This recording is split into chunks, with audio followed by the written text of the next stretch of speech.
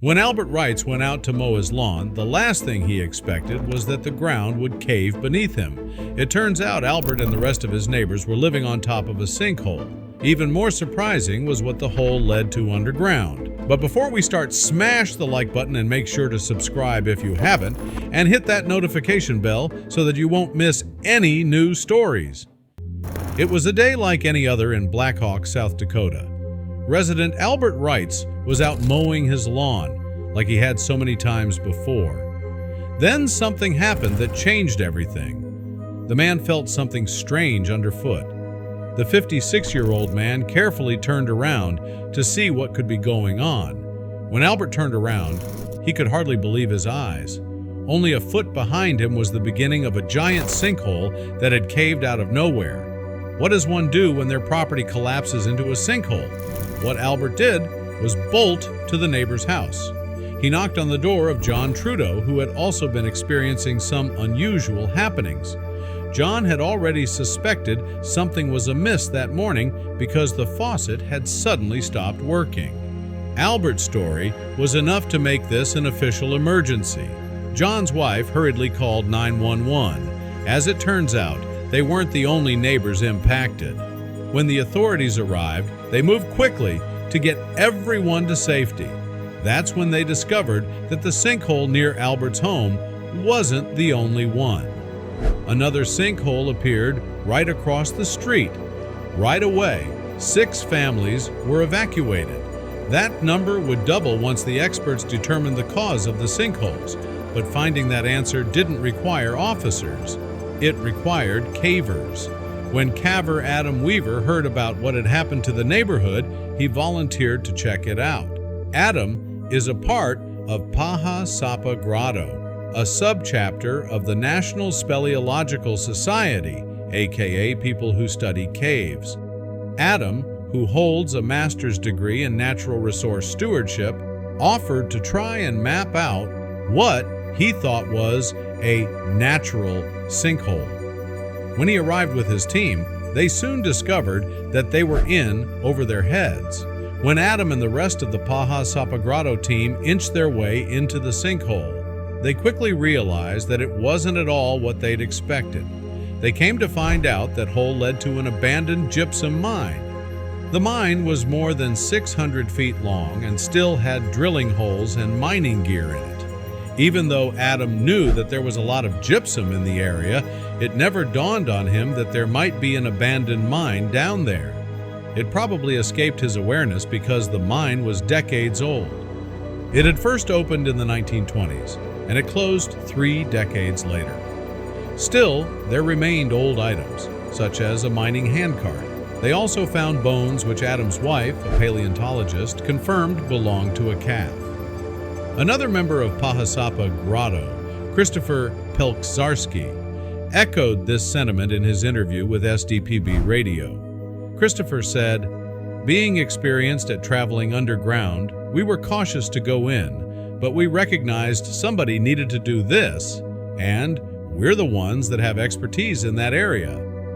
Coming up, the cavers had never come across this finding before. The crew at Paha Sapa Grotto carefully made their way further into the mine, making incredible discoveries along the way. They could still see the old rail car tracks that were used when the mine was still operable. Even the natural elements in the cave held a certain mystery.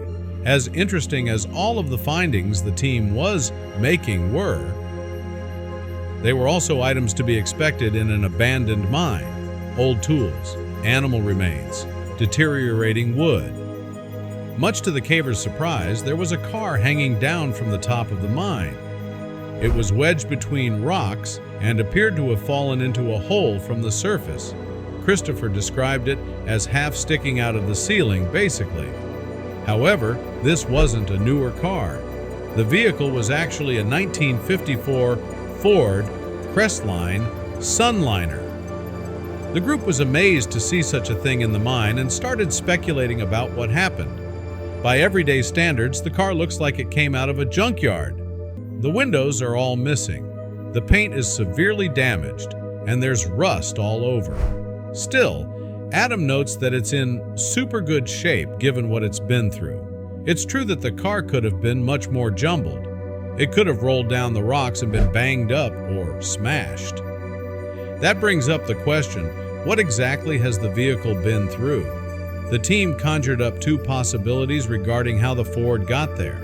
The first is that the car fell into the mine after it had closed due to a sinkhole. The second is that it had been there the whole time.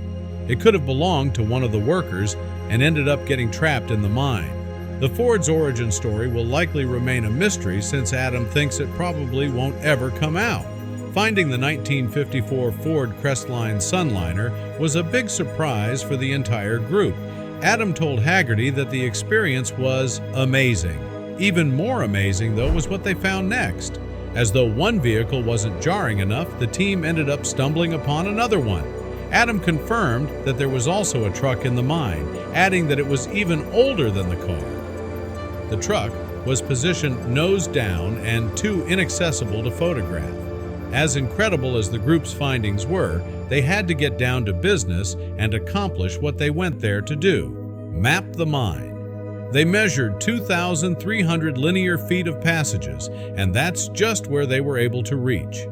There were still other tunnels that had collapsed or flooded and therefore couldn't be mapped. They also found some tunnels to be upwards of 40 feet wide. The ceilings ranged from 12 to 30 feet tall. While the mine investigation led to some answers, there was still plenty of information needed to uncover how all this happened. That's where Doug Huntrods came in, the emergency manager for Meade County, where Blackhawk is located. At a press conference, Doug revealed that the Dakota Plaster Company had owned the mine. This makes perfect sense considering that gypsum is commonly used in plaster. Additionally, the Rapid City Journal found in their archives that they'd covered the Dakota Plaster plant opening back in 1910. Coming up, this is what the displaced families are doing about their lost homes. As fascinating as the gypsum mine is, the finding is bittersweet for those whose homes are now at risk due to safety hazards. A total of 12 families were displaced due to the sinkholes, totaling between 30 and 35 individuals. John Trudeau, the neighbor who Albert Wrights ran to when his lawn caved in, brought up a question that many of the neighbors are likely pondering. Did the developers know and turn a blind eye? The question of who is responsible is especially crucial since insurance companies are refusing to cover the damage or to pay for the cost of the lost home. Both John and Albert reported that this was the case for their insurance companies, who simply told them that their policies don't cover underground sinkholes. As a result, many of the displaced families have turned to GoFundMe to try and raise money to at least help make ends meet for the time being. Meade County did make an effort to get funds from the Federal Emergency Management Agency, FEMA, to help the families that no longer have their homes. However, these discouraged residents have still included county officials in their lawsuit. That's because public records indicate the Meade County Planning Board knew of the mine's existence when they approved the neighborhood development. The lawsuit is also aimed at the state, real estate agents, and developers, all of whom should have been made aware of the dangers. The mine not only posed a risk for the neighborhood, but also for a nearby interstate. As a result, engineers had to inspect I-90 to ensure that there wasn't threat of sinkholes near the highway. After inspecting 1,500 feet of the road and 60 feet underneath, the experts confirmed that the road is safe from the underground mine. Now that the road is handled, the county can put their full attention toward the residents and deciding what to do about this surprising find. Sinkholes are always a surprise, but in cases like this one, what was found in the sinkhole was even more incredible. Across the world in April 2020, a sinkhole formed in front of the historic Pantheon in Rome, Italy. While the sinkhole itself was a marvel to look at, what was truly amazing was what was discovered beneath the earth. The sinkhole that appeared in the middle of Rome was discovered in front of the Pantheon, a house of worship used continuously since it was first constructed back 2,000 years in 117 AD. It is located in Rome's Piazza della Rotonda. which is exactly where a 10-square-foot section of the Earth collapsed on itself, opening a hole in the ground. After the sinkhole emerged, nobody knew exactly what the archaeologists would find once they began sifting through the rubble. Although the sinkhole in front of the Pantheon can be considered unique, sinkholes around Rome aren't all that uncommon. This is mainly because the city is so old that all ancient quarries, tunnels, and catacombs built in the past eventually collapsed after all of those thousands of years. Particularly in the eastern region, Rome has countless hidden cavities beneath the cobblestone streets that used to be mined, which are now full of history and waiting to be discovered. Sinkholes in the Eternal City can sometimes reach over 100 in just the passing of 1 year. Nevertheless, not many of them become as popular as the hole that emerged in front of the Pantheon in April 2020. Many of the American state capitol buildings have also drawn inspiration from the design. On top of impressing some of the Renaissance's most renowned artists, it became a popular burial site for many people of importance during that time because it was made into a Catholic church. This includes the painter Raphael and some Italian monarchs. Today, tourists from all over the world come to see the incredible architecture and the grave sites of some incredibly notable individuals from the past. So it's no surprise that there was more history beneath the earth. The modern-day Rome area has been inhabited by humans for thousands of years, even before it became a civilized city. So, understandably, a lot of this history has been lost beneath the ground. This includes a network of quarries mined by the ancient people. The miners also dug cavities, tunnels, and catacombs that are causing the sinkholes in Rome today. Another thing that creates the sinkholes is the loose soil that the city's foundation is built on. The sinkhole opened up in front of the Pantheon in April of 2020, starting out as a 10-foot square hole that was 8 feet deep. Although the hole itself was big compared to everything that lies beneath Rome's city, it was only a fraction of what could be discovered. Nevertheless, the hole provided some key insight into Rome's past. A team of archaeologists from ANSA took up the role of investigating the sinkhole, unsure of what they might find. When the archaeologists from ANSA first made their way into the sinkhole, they discovered paving stones that dated far back to the ancient times when Rome was the capital of the empire.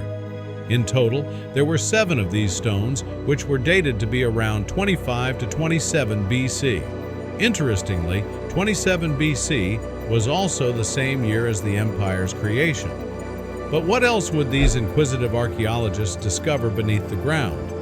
As we already know, Agrippa built the first Pantheon in Rome around the same time, 25 BC to be exact, with his father-in-law Augustus served as Rome's first emperor. From this information, historians concluded that the ancient slabs of stone were part of Agrippa's first temple's work.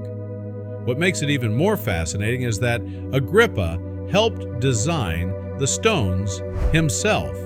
The archaeologists were astounded by this discovery, knowing they were standing right on top of history. After the first Pantheon built by Agrippa had burned down, Hadrian had a new one built in his place, one of his many architectural achievements. Furthermore, he also ensured that the surrounding piazza was refurbished. The piazza and Pantheon underwent further renovations at the beginning of the 200s, which pushed the original stones used deep into the ground. However, this wasn't the first time that these ancient stones had been unearthed during the modern age. In the 1990s, workers were laying a brand new network of service cables that ran through an underground tunnel. It was during this project that they found the travertine stonework laid by the ancient Romans. While this was still an incredible find in the 1990s, what made the discovery in April 2020 that much more fascinating was that they had been found due to a sinkhole. It was almost as if they wanted to be found. When the stones were initially found by those working on the service cables in the 1990s, they were examined and then reburied. Nevertheless, they were buried with a layer of pozzolan on top. The superintendent of Rome, Daniela Porro, explained in a statement that pozzolan is a material that is similar to cement when wet, So, adding a layer on top after returning the stone to the earth acts as a form of protection from damage over time. When the stones were once again uncovered in April 2020, Porro made sure to mention how the Pozzolan had successfully protected the artifacts. In a statement in May 2020, she commented that it was an unequivocal demonstration of how important archaeological protection is, not only an opportunity for knowledge, but fundamental for the preservation of the testimonies of our history, an invaluable heritage in particular in a city like Rome. Because of all of their planning and preservation tactics that were put in place to protect the stones, the Romans were lucky regarding the timing of the Pantheon's sinkhole finally opened up. To help correct the problem, in March 2018, the city announced its plan to fix the more than 50,000 potholes that riddled the city to prevent them from opening into sinkholes. The mayor, Virginia Raggi, designated a €17 million, more than $20.5 million, budget to put the project into action and stop future problems. When Raggi first announced her new plan to fix the potholes, she promised that 50,000 of them would be filled and fixed within the first month of the program. Yet since the spring of 2020, the project has been delayed significantly. Because of this, potholes still remain a great danger to both the thousands of citizens and tourists of Rome that walk the streets every day. Furthermore, sinkholes have continued to form due to a lack of maintenance. Although the sinkhole in front of the Pantheon was all the buzz for a while, it wasn't the only sinkhole to open up near one of Rome's most historic locations. In January 2020, one of these craters opened up on Via Marco Aurelio, which is very close to the iconic Colosseum.